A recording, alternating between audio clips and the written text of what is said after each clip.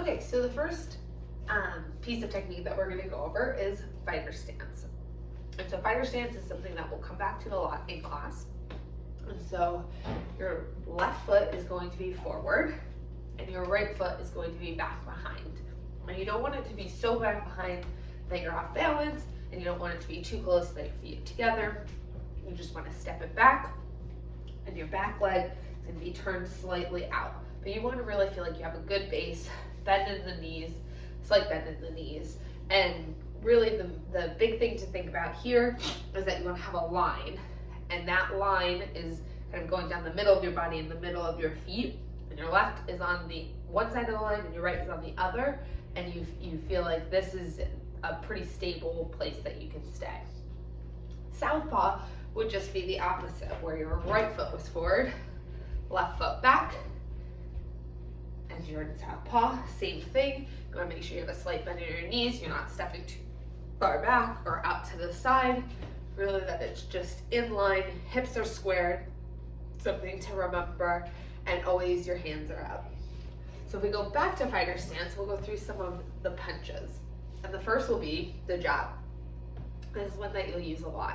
So your hands are up, you're in fighter stance, you have a pretty strong right base, and your jab, you're gonna, with your left hand, rotate and punch out.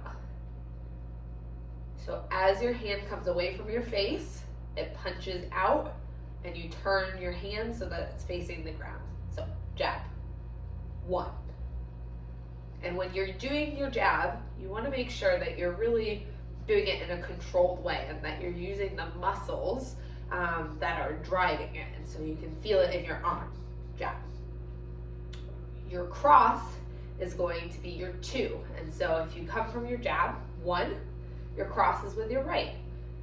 The key with the cross is that you're also going to use some legs, right? So for your cross, you're going to 2, you're going to punch out, your hand is facing the ground in the fist, but you've also pivoted your back foot, cross. And so there's some power behind cross.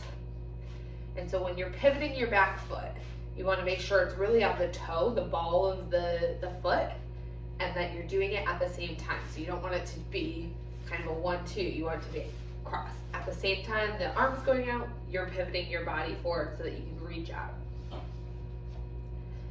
The next one will be our hooks.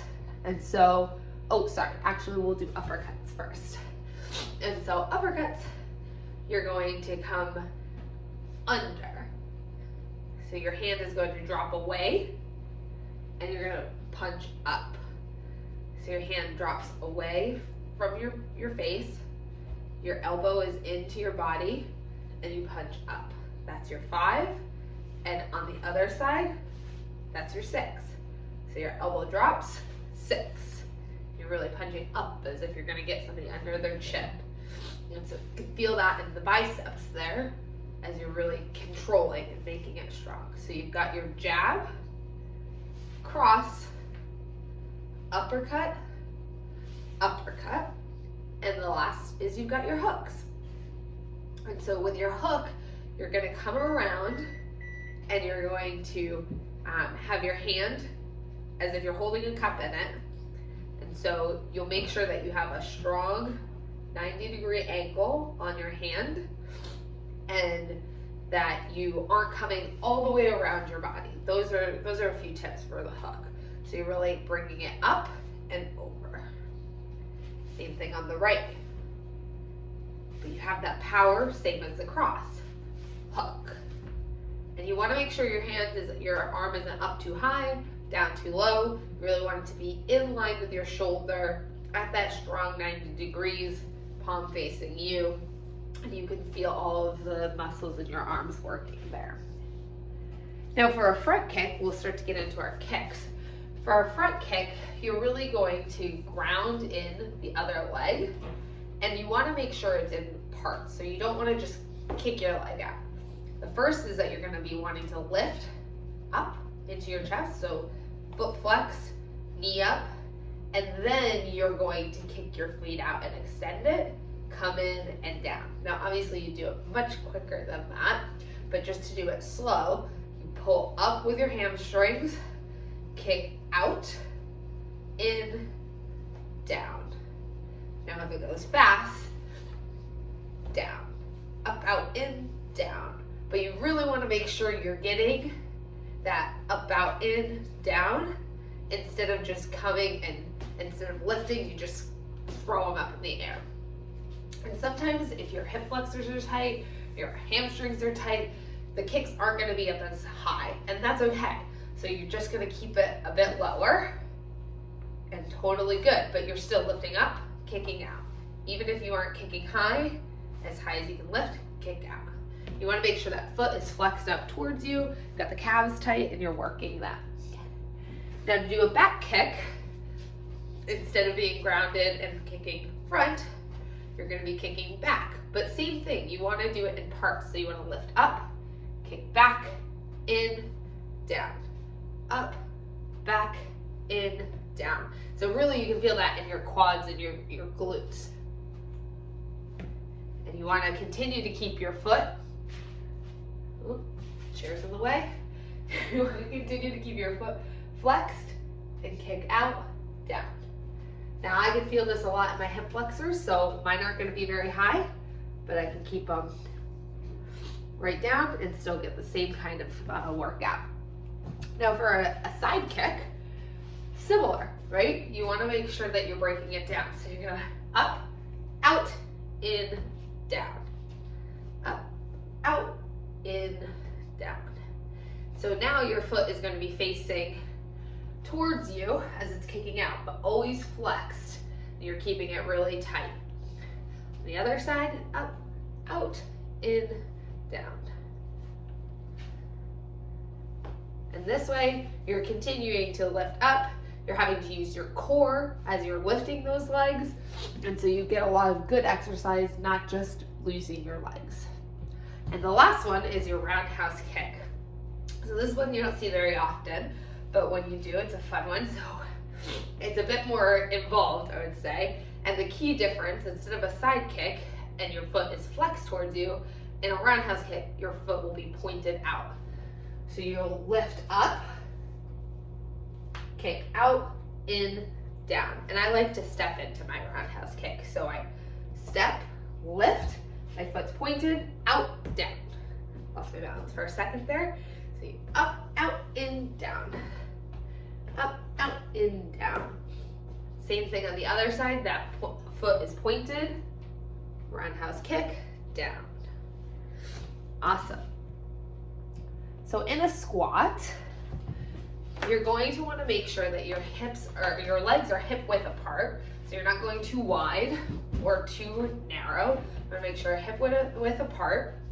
And you're going to send your butt back. A lot of the times you see people either sending their chest forward and their butt kind of going back as a part of it. You really want to keep everything square and in line. And you're sending your butt back as if you're sitting in a seat. So your chest will come forward a little bit, but not too much. You really want to keep that chest lifted, come down. Now, if you're really tight in the glutes, the hamstrings, the quads, you might not be able to get as low as you would want. And so, to make it a little bit easier or to modify, right? Instead of sinking down as far as you can, you just limit the length that you go down, limit the range. So instead of sitting all the way back, you might go halfway, and that's great. If you want to take it a step up, going not further, instead of just coming down and up, you might go down and then add a jump.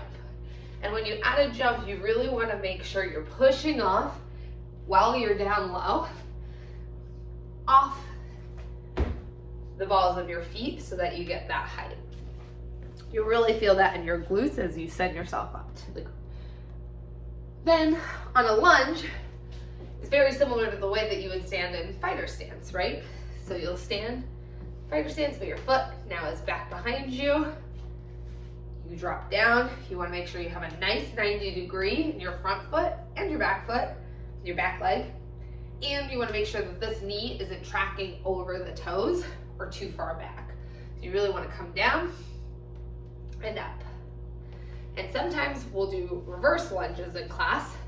So instead of being in that kind of standing fighter stance, you're stationary, you'll step back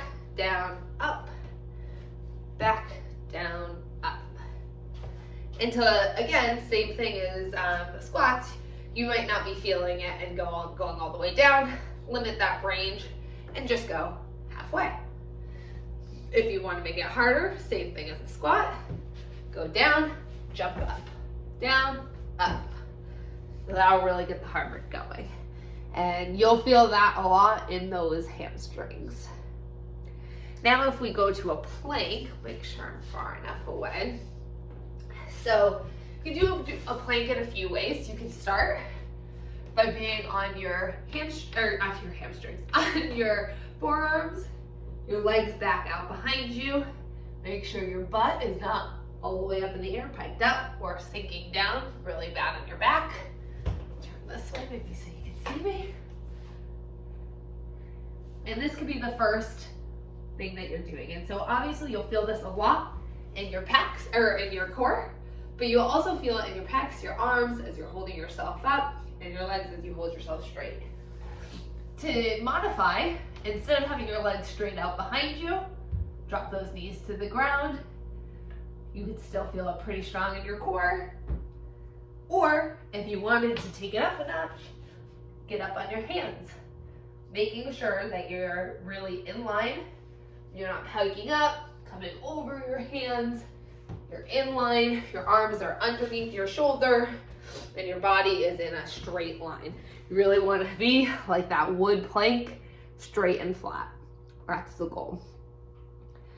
For burpees, this is really going to hit every part of your body and a lot of the exercises that we talked about. And so a burpee, you'll put your hands on the ground, you'll jump your feet back to a plank, make sure you're still in that straight line, your arms are underneath your shoulders, jump your feet in and up. Squat down, hands down, jump back, feet in and up. To take this one and modify it a little bit, put your hands down, instead of that jump, just step your feet out, step your feet in and up. One thing I forgot in the regular burpee, right, is you're gonna have a jump at the end. So you're gonna put your hands down, jump out, jump in, up. In that modification, you won't do the jump at the end, which is totally okay. And then for your progression, you'll put your hands down, jump up, jump in, up, or even harder, jump your feet out, push up, jump your feet in, up to the top. A lot of the times when we do a burpee, there'll be lots of modifications in the class. If we're doing mountain climbers, again, down on the ground, you'll start in that plank position. Make sure that you're feeling very strong in that plank here, and you'll start to drive your knees in.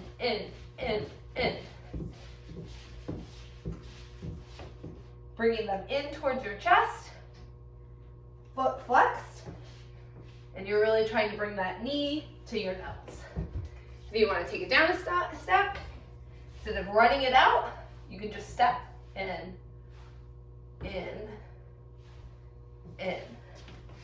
Right? So you can always do that regression.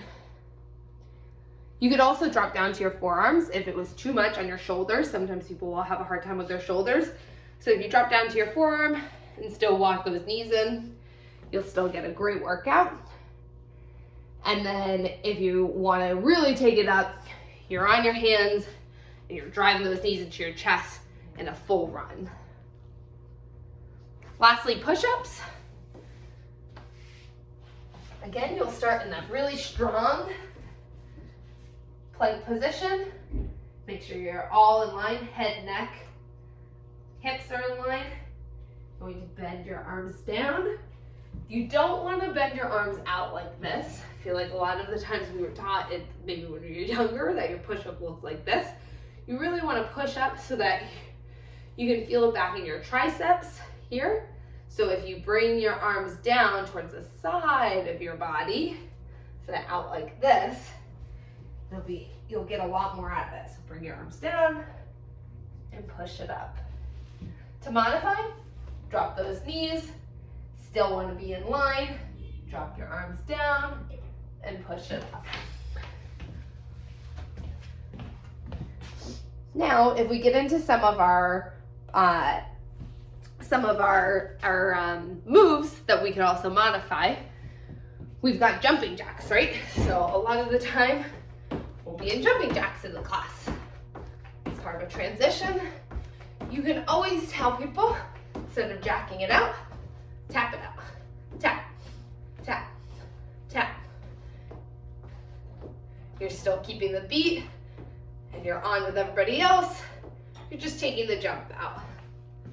For jump squats, same thing, and you'll notice a theme here, but a lot of the times it's just taking that jump out. Sometimes it's too hard on your knees, you're just not feeling it. Take the jump out. So if we're doing jump squats in class, instead, just squat it out. If we're doing high knees, bringing those knees up, flexing the feet, just take the jump and high impact out of it and march in place. Push-ups we talked about, but if you're in your push-up, you're on your feet and you're pushing and you need to modify, just drop those knees down to the ground